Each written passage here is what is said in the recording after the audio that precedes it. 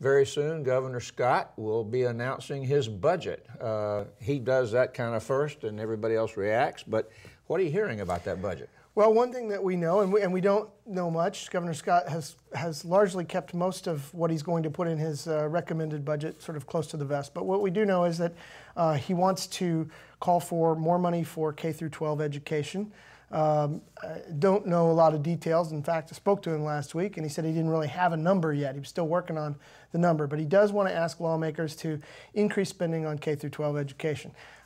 This is, I tell you this partly because this is the main thing I know about his budget. He hasn't said much about it.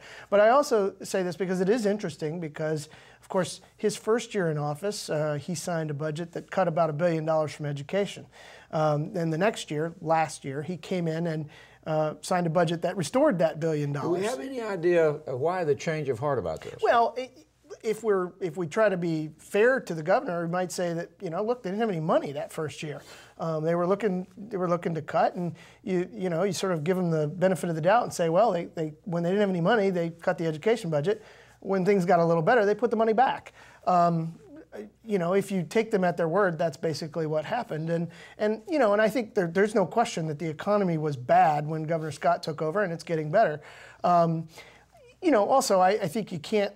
You know, I'm not ascribing a motive to Governor Scott here at all, but you can't look past the fact that he is up for re-election next year, and education spending is pretty popular, and I don't think that he would be wise to ask for more education cuts, for example. I just, you know, I mean, I think no governor up for re-election is going to go into their election year asking for cuts to education spending. It's too popular.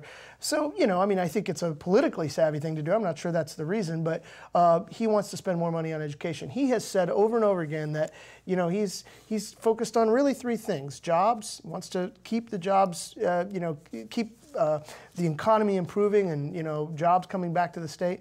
He has got this interest in education. He was kind of quiet about it that first year, but now he constantly is talking about education, and he's interested in keeping the cost of living low for Florida families. This sort of fits into that, and I think, you know, I think this is genuinely something he's interested in doing.